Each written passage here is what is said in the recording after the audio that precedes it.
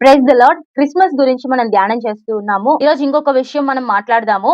CHRI. I అంటే నిన్న impart life అని చూసాము. ఈ రోజు ఐ తో ఇంకొక విషయం నేర్చుకుందాము. ఐడెంటిటీ. మార్కు సువార్త 2వ అధ్యాయం 17వ వచనం.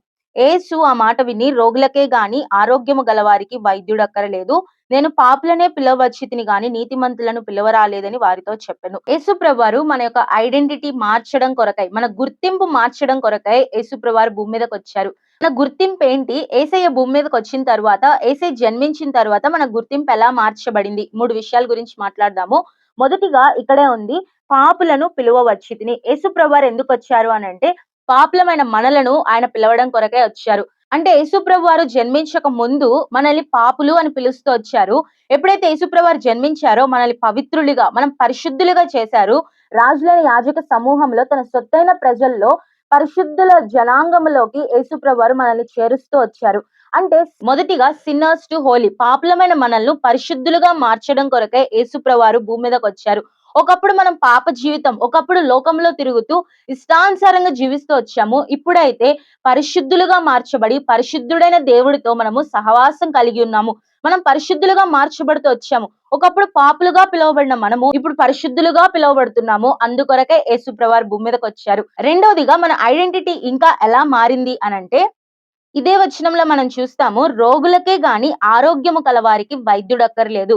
ఒకప్పుడు మనం పాప రోగంతో జీవిస్తా ఉన్నాము. ఇప్పుడు యేసు ప్రభువారు నీతి సూర్యుడిగా వచ్చి మలాకి 4వ అధ్యాయం 2వ వచనంలో, నీతి సూర్యుడు ఉదయించును, అతని రెక్కలు ఆరోగ్యము కలుగజేయును. పాప రోగముతో ఉన్న మనము, పాపముతో జీవిస్తున్న మనము, హృదయము అన్నిటికంటే మోసకరమైనది, అది ఘోరమైన వ్యాధి కలిగిన హృదయము ఇప్పుడు ఆరోగ్యవంతులుగా దేవుడు మారుస్తూ వచ్చాడు. పాపమును విడిచిపెట్టి పాప రోగము పోయి మనము పరిశుద్ధులుగా ఆరోగ్యవంతులుగా చేయబడుతూ వచ్చాము. అంటే రెండోది ఏం చెప్పొచ్చు అనంటే, సిక్ టు హెల్దీ.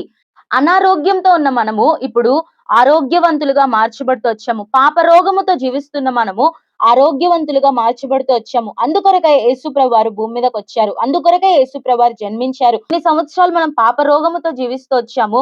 ఎప్పుడైతే యేసు ప్రభువారు వచ్చి మన కొరకై కల్వరి సిలువలో ప్రాణం పెట్టారో మనం ఆరోగ్యవంతులుగా మార్చబడుతూ వచ్చాము. మూడోదిగా ఇంకా యేసు ప్రభువారు జన్మించడం ద్వారా మన ఐడెంటిటీ ఏం మారింది అనంటే, గలతీలకు రాసిన పత్రిక 5వ అధ్యాయము 1వ వచనంలో మనం చూస్తే, కాబట్టి మీరు స్థిరముగా నిలిచి మరలా దాస్యమును కాడి క్రింద చిక్కుకొనకుడి. అంటే ఒకప్పుడు మనం ఎక్కడున్నాము? దాస్యమనే కాడి క్రింద ఉన్నాము.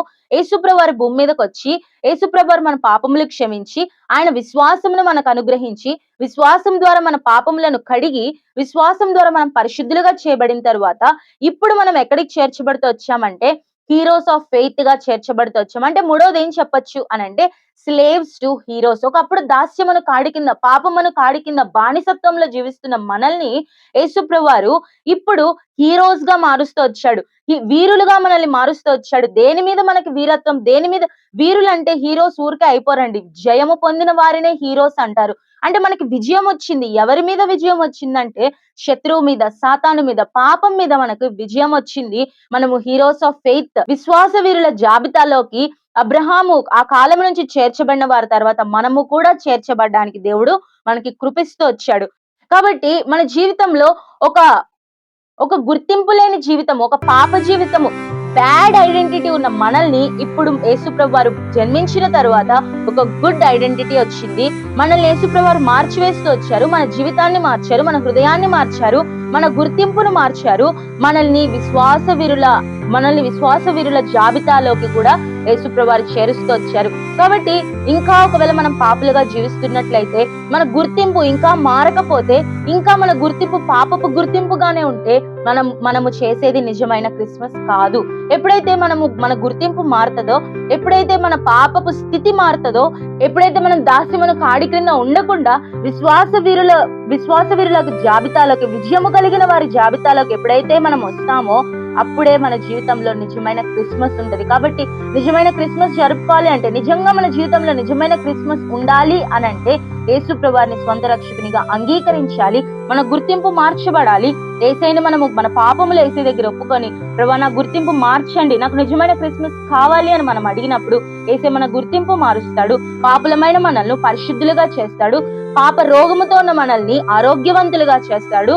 దాసులుగా ఉన్న మనల్ని విశ్వాస వీరులుగా మనల్ని మారుస్తారు. కాబట్టి మూడంతల ఆశీర్వాదం కొరకై యేసు ప్రభువారిని మన స్వంత రక్షకునిగా మనము అంగీకరించాలి. అదే నిజమైన క్రిస్మస్.